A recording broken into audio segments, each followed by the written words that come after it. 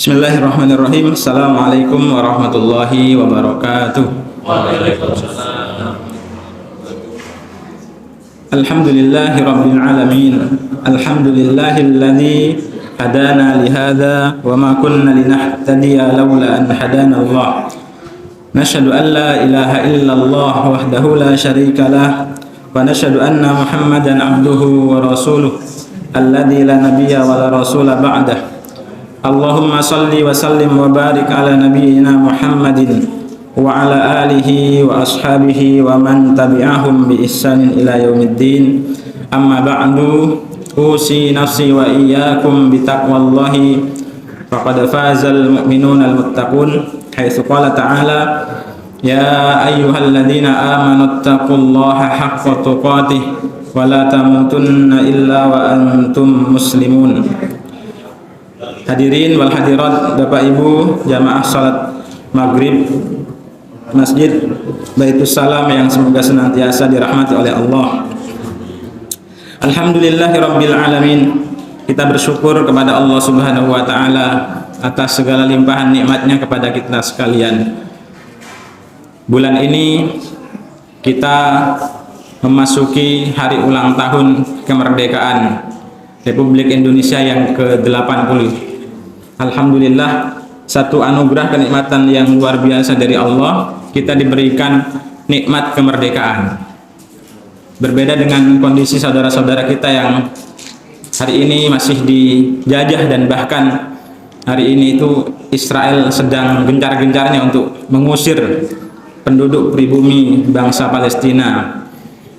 Maka ibu bapak, sekali lagi bangsa Indonesia sudah merdeka dari penjajahan. Sudah 80 tahun ini, Masya Allah kita bisa beribadah dengan khusyuk, tenang, tidak mendengar suara dentuman bom ataupun peluru. Maka patut dan wajib hukumnya untuk kita syukuri. Tidak akan bisa merasakan nikmatnya kemerdekaan kecuali penjajah, kecuali orang yang dijajah, dan tidak akan bisa merasakan nikmatnya kesehatan kecuali di saat kita sakit. Maka saat sakit itu nikmat kesehatan itu begitu terasa sekali. Maka mari bersama-sama kita rawat kemerdekaan ini dengan baik. Kita berusaha untuk menjadi orang yang beriman dan bertakwa, karena kata Allah dalam Al-Quran, "Lau anna ahlal qura amanu wattaqau la fatahna alaihim barakatim minas sama'i wal ardh." Jikalau sekiranya penduduk negeri-negeri beriman dan bertakwa, maka niscaya Allah akan membukakan pintu barokah dari langit dan bumi.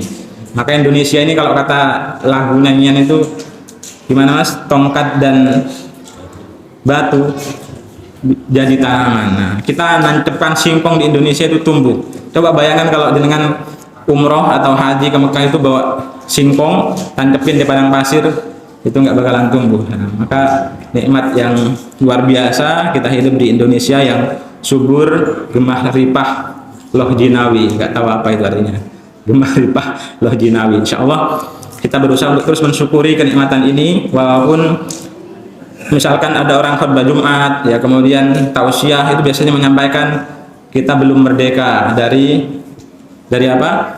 Dari penjajahan syaitan. Nah, dari setan jelas kita ini belum merdeka, karena sholat saja kita kadang belum bisa khusyuk, betul-betul khusyuk ya, masih ingat hal-hal yang lain yang muncul dalam pikiran kita. Maka saya mengajak kepada diri kami pribadi dan jamaah sekalian untuk ketika sholat itu mari kita istirahatkan seluruh urusan kita kecuali urusan kita dengan Allah, urusan pekerjaan ya, urusan kegiatan di rumah ya, diistirahatkan semua supaya kita bisa khusyuk di dalam sholat. Jangan kemudian sholat dijadikan cara untuk mencari barangnya yang ketelisut ya. Ya, karena orang kalau barangnya hilang ketelisut itu biasanya sholat ingat gitu, biasanya sering kayak gitu ya. Maka ibu bapak yang sekalian rahimakumullah, yang ketelisut yang tadi hilang dicari belum ketemu, ketika sholat pun istirahat, jangan masih kemana-mana pikirannya, supaya kita bisa sholat dengan khusyuk. Salawat dan salam semoga senantiasa tercurah limpahkan kepada uswatun hasanah kita Nabiullah Muhammad Sallallahu Alaihi Wasallam yang telah mengantarkan kita menuju kemerdekaan dari penjajahan jahiliyah. Karena dulu di masa jahiliyah itu kan umat manusia memang terkungkung, namanya kejahilian itu seluruh kemaksiatan ada. Bahkan nanti di dalam kitab ini disebutkan, seorang ulama nanti akan menyampaikan, namanya Malik bin Dinar. Malik bin Dinar itu salah satu ulama tabi'in terkenal, tapi sebelum beliau jadi ulama Basrah itu sebelumnya beliau adalah preman ya. Preman itu semua kemaksiatan sudah saya lakukan, kata Malik bin Dinar. Tapi ketika dia rujuk kepada Islam, kemudian semua kemaksiatan dia tinggalkan dan akhirnya menjadi ulama ahli hadis. Nah, Ibu Bapak jemaah sekalian rahimakumullah, malam hari ini kita akan lanjutkan kajian kita hadis yang keempat ya. Kemarin sudah kita sampaikan bahwa innamal a'malu bil khawatim. Sesungguhnya amalan seseorang itu tergantung penutupnya. Maka kalau kita sering mendengar kalau ada orang meninggal didoakan husnul khotimah ya. Husnul khotimah itu adalah akhir kehidupan yang baik. Hidupnya itu ditutup dengan kebaikan. Maka kata Nabi Sallallahu Alaihi Wasallam, sesungguhnya setiap orang itu tergantung dengan amalan penutupnya. Inna ahadakum la ya'malu bi amali ahlil jannah hatta ma yakunu bainahu wa bainaha illa dira' fa ya'malu bi amali ahlin nar fayadkhuluha. Sesungguhnya di antara kalian akan ada orang yang beramal dengan amalan penghuni surga, sehingga jarak antara surga dan dirinya itu tinggal satu hasta, kata Nabi. Namun di akhir hayatnya kemudian dia menjadi orang yang suka maksiat, beramal dengan amalan penduduk neraka, sehingga kemudian hidupnya itu ditutup dengan su'ul khotimah, akhir hidup yang jelek ya. Maka kita berdoa kepada Allah agar kita diwafatkan dalam keadaan husnul khotimah dan bisa mengisi hari-hari kita dengan amalan-amalan ahlil jannah. Nah, Ibu Bapak jemaah sekalian rahimakumullah, kita lanjutkan. Wa kana Sufyan bin Uyainah, beliau seorang ulama dari kalangan tabi'ut tabi'in, generasi ketiga berarti. Kalau Rasulullah dan para sahabat yang kedua itu generasi tabi'in, nah berikutnya generasi tabi'ut tabi'in. Mereka ketemu dengan para tabi'in ya. Tabi'in itu bertemu dengan para sahabat dan beriman, berislam sebagaimana pemahaman para sahabat. Nah, tabi'ut tabi'in itu bertemu dengan generasi tabi'in, mereka beriman, masuk Islam dan beramal sesuai dengan amalannya para ulama tabi'in. Nah, Sufyan bin Uyainah itu adalah salah seorang ulama dari kalangan tabi'in. Beliau berkata, kana Sufyan yastadda qalaquhu. Sufyan bin Uyainah itu sangat gelisah terhadap dirinya.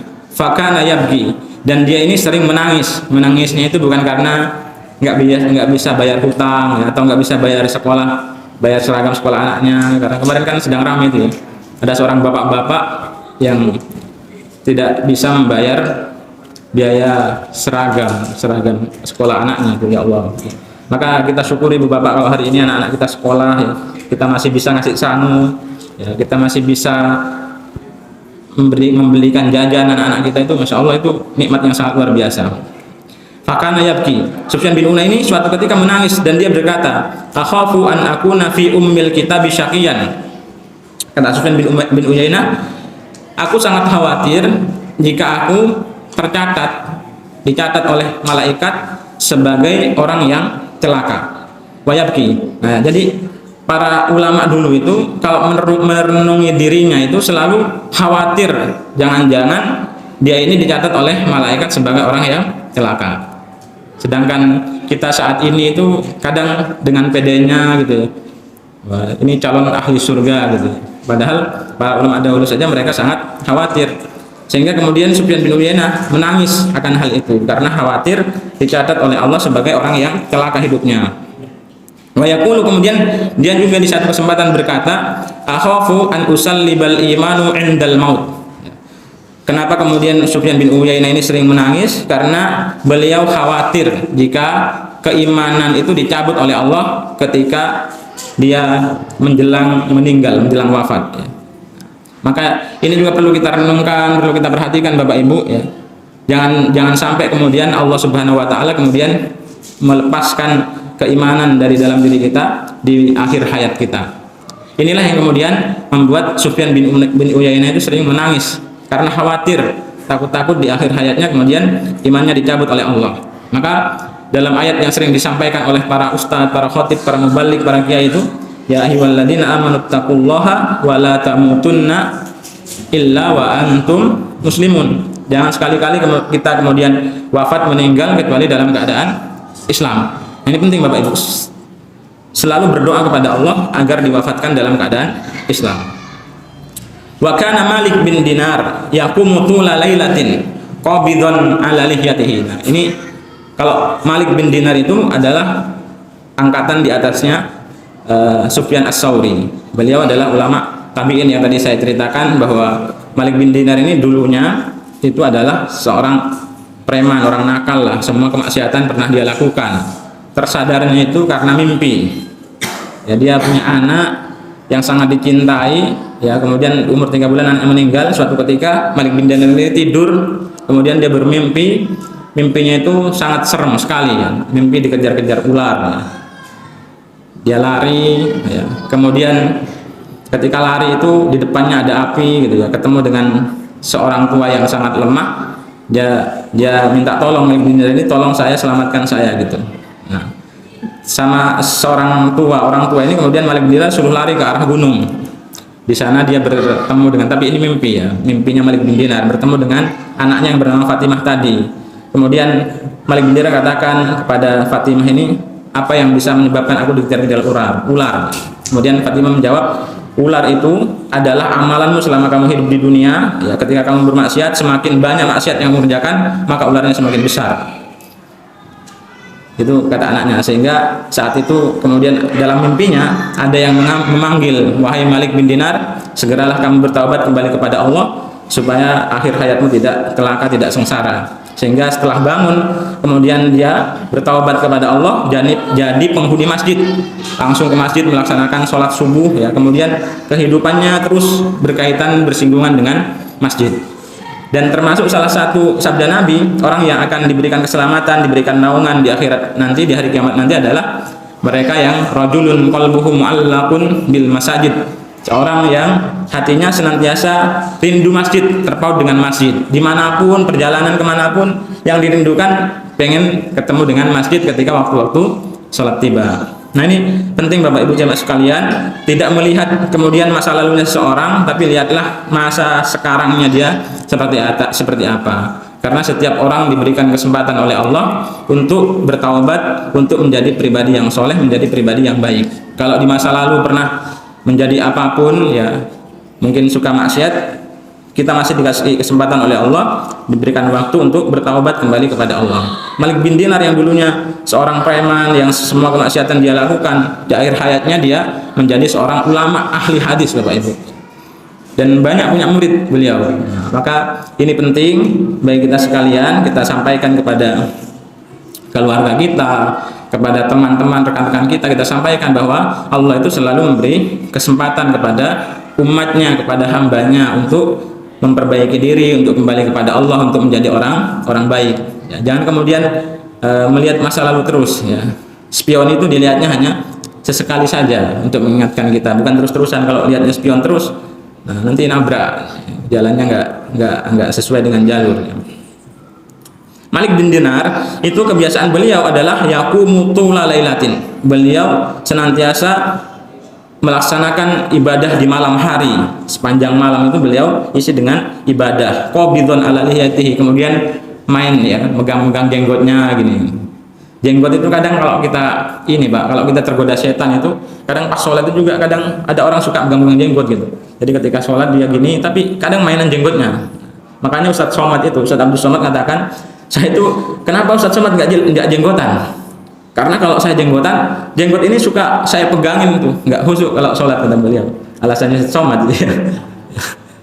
Padahal jenggot ini sunnah Bapak Ibu, tapi sekalipun itu sunnah, jangan sampai kemudian membuat sholat kita nggak khusyuk. Mainan jenggot atau mainan kumis itu kan nanti sholatnya nggak khusyuk, ya. Nah, ini kalau di sela-sela sholat malamnya itu Malik bin Dinar megang-megang jenggotnya gini, kemudian dia berkata, "Ya Rob," gitu, sambil mainan jenggot, "Ya Rob, qad alimtu sakinal jannah min sakinin nar. Qad alimta sakinal jannah min sakinin nar." Wahai Tuhanku, sesungguhnya Engkau tahu siapa penghuni surga dan siapa penghuni neraka. Jadi kan santai sambil mainan jenggot, bisa lah kalau di luar sholat ya. Siapa penghuni surga dan siapa penghuni neraka. Fa fi ayyid daraini manzilu Malik, kata Malik bin Dinar. Maka yang menjadi tempat tinggal Malik bin Dinar itu di mana antara surga dan neraka itu? Nah, ini salah satu kebiasaan yang diajarkan oleh salah seorang ulama tabi'in yang bernama Malik bin Dinar. Ketika sholat tahajud di malam hari itu, setelah selesai kemudian dia berdoa, berzikir kepada Allah sambil mengucapkan, fa fi ayyid daraini manzilu Malik. Ya Allah, ya Tuhanku, sesungguhnya Engkau tahu siapa saja penghuni surga dan siapa penghuni neraka. Maka tempat tinggal mana yang lebih pantas untuk Malik? Kalau saya untuk Juhdi ya misalkan, itu salah satu renungan kita di malam hari, tanya sama Allah. Wa min huna kana as-sahaba wa man ba'dahum minas salafis shalih yahafuna ala anfusihim an-nifaq. Maka dari kisah-kisah yang disampaikan tadi mengajarkan kepada kita bahwasanya para sahabat dan generasi setelahnya dari kalangan ulama salafus shalih itu mereka sangat khawatir kalau di dalam dirinya ada bibit-bibit kemunafikan, bibit-bibit nifaq ya. Wa yashtaddu qalaquhum wa jaza'uhum, kegelisahan, kekhawatiran mereka sangat besar. Ya, khawatir kalau dalam dirinya terdapat salah satu daripada ciri kemunafikan. Fal mu'min yakhafu ala nafsihi an-nifaq al-asghar. Maka bagi seorang mukmin seharusnya dia takut, khawatir kalau dalam dirinya itu ada nifaq asghar, nifaq kecil ya. Salah satu contoh nifaq kecil itu suka berbohong ya, suka berdusta ya. Ayat yang hadis yang sangat terkenal yang mungkin kita juga sebagian ada yang hafal, ayatul munafiki salasatun ya. Ciri orang munafik itu ada 3 ya. Idza hadasa kadzaba wa idza wa'ada akhlafa wa idza tumina khana. Itu salah satu ciri orang munafik. Di dalam hadis yang lain Nabi sallallahu alaihi wasallam katakan, arba'un man kunna fihi kana munafiqan khalisan. Ya. Ada 4 perkara yang jika semuanya ini ada pada seseorang maka jadilah dia orang munafik tulen, kata Nabi. Wa man kanat fihi khoslatun minhunna, tapi barang siapa yang pada dirinya ada salah satu atau sebagian dari keempat ini, maka fihi khoslatun minan nifaq, maka ada bibit-bibit kemunafikan, kata Nabi sallallahu alaihi wasallam, hatta yada'aha, sampai kemudian dia meninggalkan 4 perkara itu. Yang pertama adalah idza tumina khona, kalau diberi amanah dia khianati amanah itu. Wa idza hadasa kadzaba, kalau bicara dia bohong, kalau bicara dia dusta. Wa idza ahada ghadara, kemudian kalau dia berjanji, membuat perjanjian, maka dia mengingkari janjinya. Wa idza khasama fajara, dan jika bertengkar atau berdebat dia melampaui batas. Jadi kalau debat kusir, debat sampai ya sekarang ini kadang kita dipertontonkan di media nasional itu kan, sering sekali, banyak sekali sekarang acara-acara debat yang kadang bahkan tidak memperlihatkan akhlak yang baik. Mungkin Bapak Ibu mungkin pernah melihat ya acara-acara debat itu yang sampai mau jotos-jotosan, itu kan sudah nggak bagus itu debat yang melampaui batas. Wa idza khasama fajaro, kata Nabi sallallahu alaihi wasallam, kalau dia bertengkar atau berdebat dia melampaui batas ya, bukan lagi kemudian mengedepankan akal sehat ya, tidak lagi berpikir sehat, sehingga harus seakan-akan dia harus mengalahkan lawan dengan fisik. Nah, ini perlu diperhatikan Bapak Ibu jemaah sekalian rahimakumullah, jangan sampai ada keempat ini atau salah satu. Kalau salah satu saja ada dalam diri seseorang, maka berarti dia memiliki sifat, salah satu daripada sifat kemunafikan. Idza tumina khana, kalau diberi amanah dia khianati. Ya, hari ini juga sedang ramai berita penangkapan wakil menteri ya, Wamen itu, tidak perlu saya sebutkan namanya.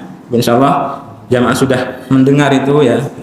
Maka ini menjadi perhatian bagi siapapun pejabat di negeri ini, tidak ada kesempatan dalam kesempitan untuk korupsi, karena korupsi itu merugikan diri sendiri, merugikan negara, merugikan orang lain tentunya, gitu.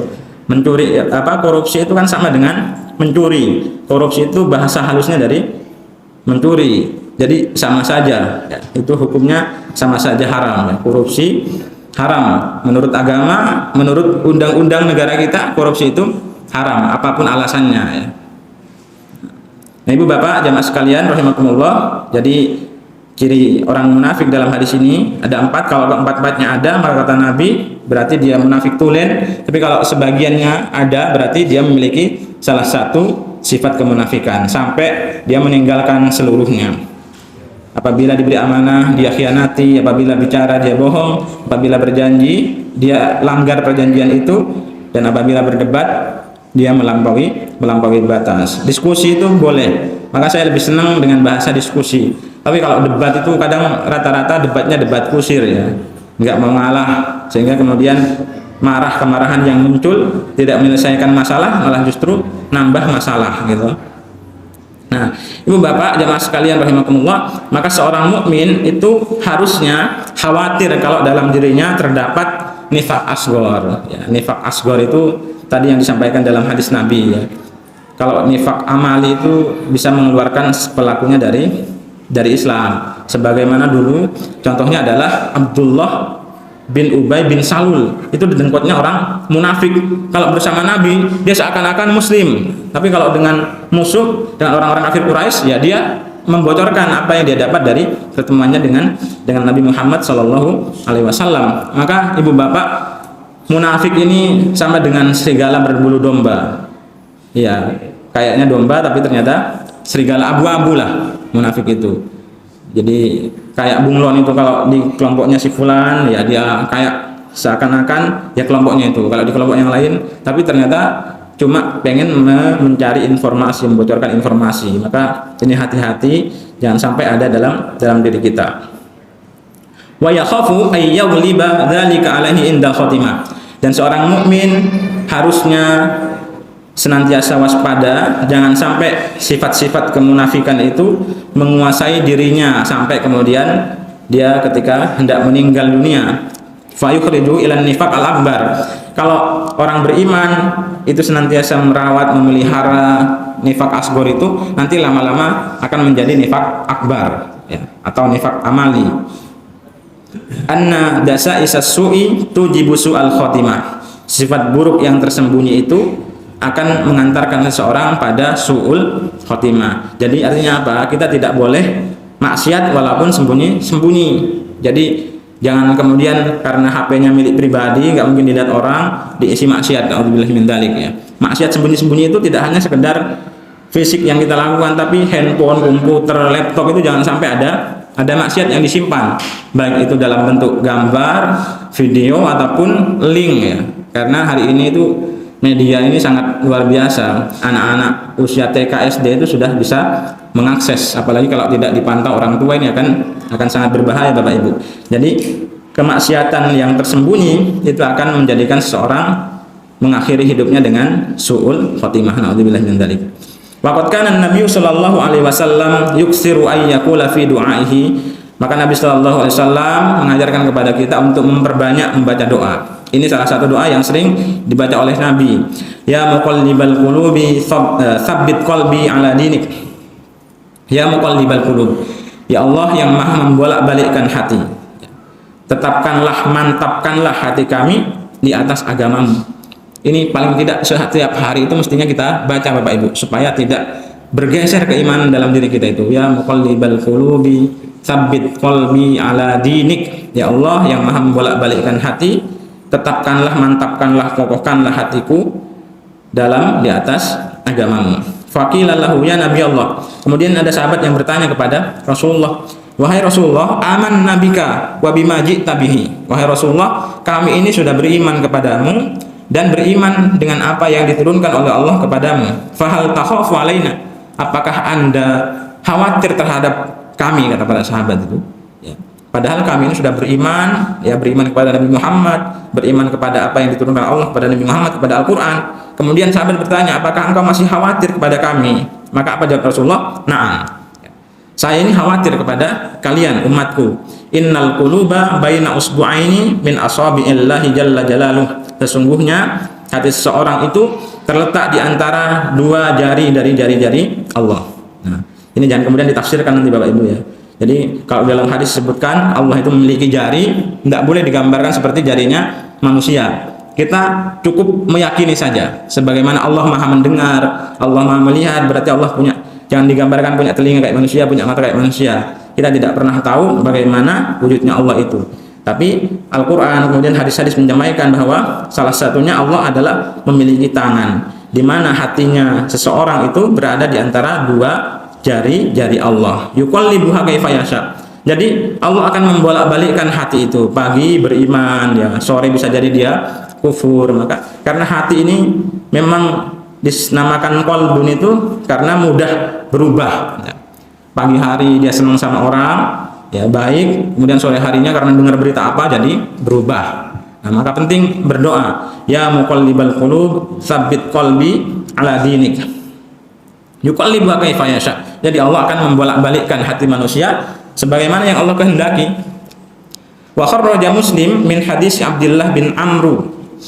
Disebutkan dalam hadis Muslim dari sahabat Abdullah bin Amru, sami'a Rasulullah sallallahu alaihi wasallam yaqul, dia mendengar Rasulullah sallallahu alaihi wasallam bersabda, inna quluba bani adama kullaha baina usbu'aini min asabi'ir rahman. Sesungguhnya hati anak cucu Adam semuanya itu berada di antara dua jarinya Allah yang Maha Rahman.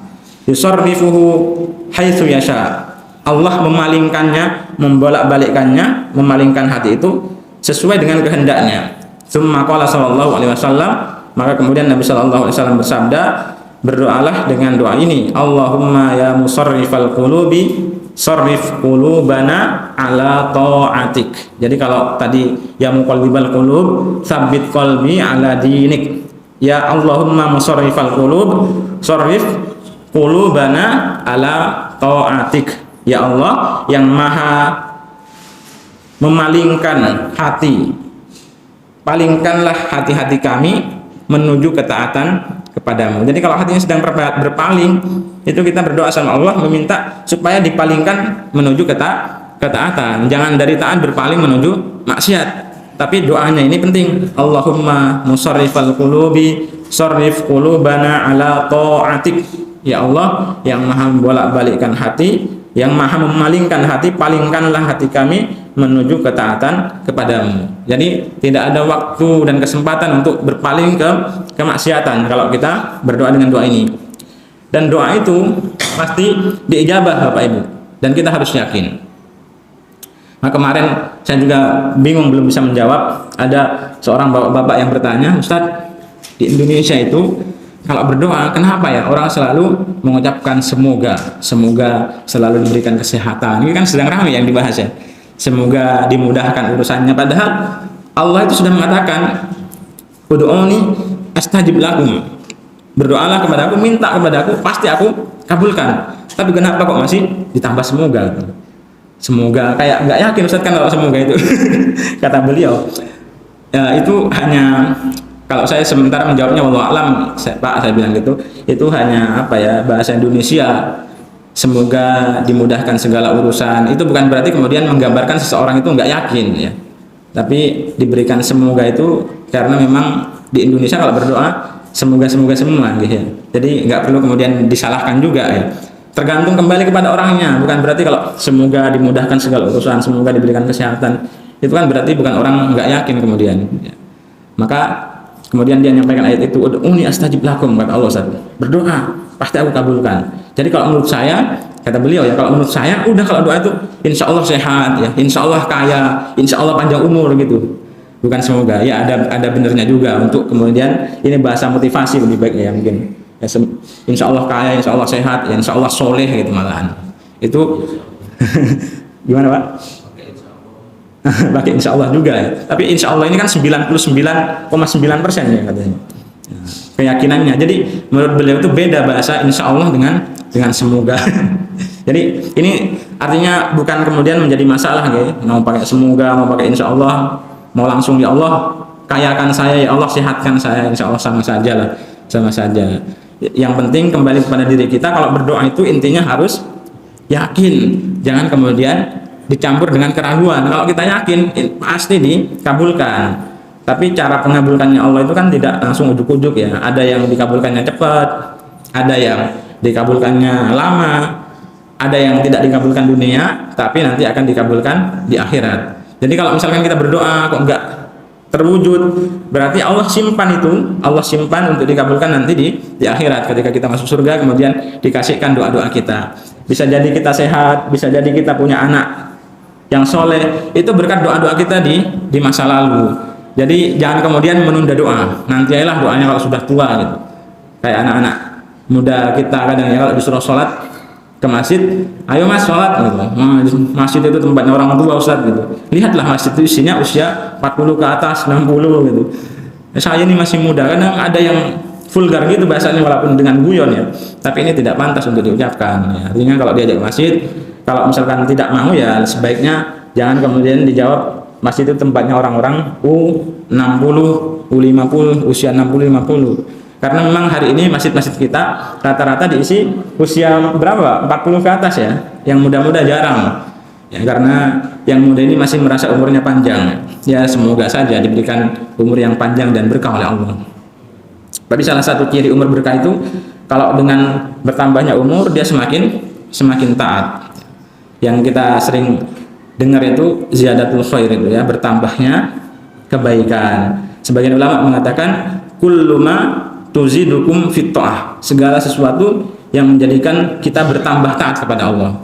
Kita punya motor semakin taat sama Allah, bukan punya motor malah sibuk mengejar urusan dunia sehingga lupa ke masjid. Dulu belum punya motor rajin ke masjid, setelah punya motor nggak pernah ke masjid. Itu berarti bukan motor yang berkah.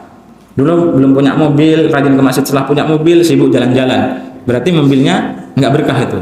Karena kata para ulama, berkah itu adalah segala sesuatu yang menjadikan kita bertambah taat. Punya HP, tambah taatnya kepada Allah, bukan sibuk nonton drama. Hari ini kalau saya lewat itu kadang anak-anak kita itu miris saya. Ketika jam tahfidz itu HP-nya itu sudah miring. Maka saya sering sampaikan, nang, dok, nih HP sering miring itu nanti lama-lama orangnya miring, saya bilang gitu, supaya takut. Ya karena miring gini kan, orang kalau normal nonton HP itu kan biasanya tidak miring ya, HP-nya gini. Ini kalau sudah miring itu tangannya olahraga kanan kiri pak, wes ngapain?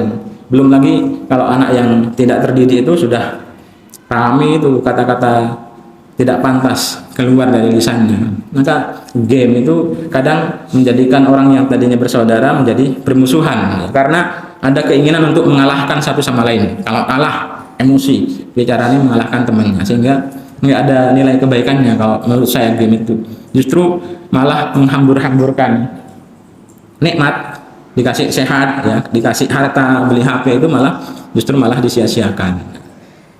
Sehingga kadang ada yang mengatakan, Ustaz, saya main gamenya hanya ini loh Ustaz gitu, ini gitu. Ya sama saja. Kamu kalau gunakan untuk baca Al-Quran itu dapat pahala, tapi waktumu kalau kamu gunakan untuk mendah-mendah ini dan nah itu kan jadi sia-sia. Itu kesehatan itu nggak disyukuri artinya, karena digunakan untuk melakukan hal yang sia-sia. Nah ini hadis keempat ibu bapak jamaah sekalian rahimakumullah, sudah selesai pembahasannya. Kemudian kita lanjutkan karena masih ada waktu ke hadis yang kelima. Tapi hadis ini jangan kemudian nanti menjadikan kita antipati mendengar hadis ini. Hadis kelima adalah hadis riwayat Aisyah radhiyallahu anha. Beliau berkata, Rasulullah Shallallahu Alaihi Wasallam bersabda. Ini hadis Aisyah, istri Nabi. Artinya maka kita tidak boleh kemudian nanti menyesatkannya.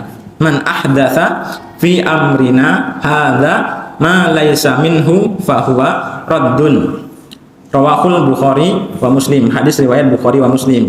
Man ahdasa, barang siapa yang mengada-ngadakan fi amrina hadza, perkara baru dalam urusan agama kami, kata Nabi sallallahu alaihi wasallam, ma laisa minhu, yang tidak ada tuntunan darinya, fahuwa raddun, maka amalan itu tertolak. Sebagus apapun amalan itu, sebanyak apapun amalan itu, kalau tidak ada dasarnya dari syariat, maka dia raddun, tertolak. Hadis riwayat Bukhari dan Muslim.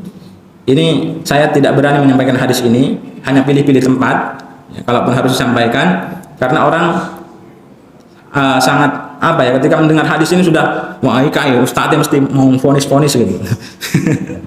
sama dengan hadis yang fa inna asdaqal hadisi kitabullah, itu kita pilih-pilih menyampaikan, karena orang kadang ada yang alergi dengan bahasa bid'ah, dengan bahasa raddun tertolak, itu dengan bahasa ahdasa fi amrina, itu kadang ada sebagian kaum muslimin ini yang alergi dengan kata-kata itu, maka tidak saya sampaikan. Jadi ini karena kita ngaji, maka ini harus dikaji ya. Insya Allah tidak membid'ah-bid'ahkan Bapak Ibu. Barang siapa yang mengada-adakan perkara baru dalam urusan agama kami, kata Nabi, maka sesungguhnya dia tertolak, tidak ada tuntunannya dari syariat. Kemudian hadis dalam riwayat Muslim disampaikan, man amila amalan laisa alaihi amruna fahuwa raddun. Barang siapa beramal dengan satu amalan yang tidak ada perintah dari kami, maka amalan itu tertolak. Bapak Ibu tidak usah membayangkan kemana-mana, ya. Jadi hadis ini kita baca saja, keterangannya juga kita baca, nggak usah membayangkan kemana-mana. Jadi saya bukan pemvonis ya, insya Allah tidak membid'ah-bid'ahkan panjenengan ya. Tapi hadis ini menjelaskan bahwa kita dilarang oleh Allah untuk mengada-adakan perkara baru dalam agama. Kalau baju, mobil itu kemudian bukan bid'ah. Kendaraan, motor itu urusan dunia, itu bukan perkara yang diada-adakan. Untuk urusan duniamu, kata Nabi Shallallahu Alaihi Wasallam, silahkan. Ya Allah memberikan keleluasaan kepada kalian, maka silahkan berkarya untuk urusan dunia. Tapi untuk urusan agama, maka fokus kembali kepada Al-Quran dan Sunnah, Al-Quran dan hadis yang sahih ya. Karena hadis itu juga banyak yang dhaif, banyak yang palsu, bahkan ada yang dikarang-karang, diada-adakan. Asal bahasa Arab katanya hadis ya. Ini bulan Rabiul Awal Pak. Bulan Rabiul Awal, kalau mayoritas ulama mengatakan bulan Rabiul Awal itu adalah hari kelahiran Nabi Muhammad SAW ya. Hari Senin tanggal 12 Rabiul Awal, tahun gajah. Dulu ada tahun gajah, kalau sekarang tahunnya tidak ada tahun gajah. Mari kita isi bulan Rabiul Awal dengan membaca sejarah Nabi, dengan membaca sejarahnya para sahabat, supaya kita lebih semangat ya. Salah satu cara mengistiqomahkan kita itu adalah dengan membaca sejarah, membaca cerita. Itu kan kita kadang termotivasi, misalkan siapa, ini saya tidak iklan ya, misalkan anak singkong itu kan dulu anak petani miskin ya, petani singkong, tapi beliau sekarang jadi orang kaya raya. Nah, salah satunya itu, kalau kita membaca sejarah, misalkan sejarahnya Abu Bakar, sejarahnya Nabi Muhammad, maka kita akan termotivasi Bapak Ibu. Mengingat sejarah untuk menambah semangat kita dalam mendekatkan diri kepada Allah. Wallahu a'lam bishawab. Insyaallah kita lanjutkan pada pertemuan berikutnya ya, terkait dengan hadis ini keterangannya. Demikian Bu Bapak, mari kita tutup dengan hamdalah dan doa majelis. Subhanakallahumma wa bihamdika asyhadu an la ilaha illa anta astaghfiruka wa atubu ilaik. Mohon maaf atas segala kekurangan. Insyaallah kita memohon kepada Allah agar kita semuanya dijadikan orang yang semakin taat kepada Allah, semakin bertambah takwanya, bertambah rezekinya, bertambah kesehatannya, insyaallah. Amin. Assalamualaikum warahmatullahi wabarakatuh.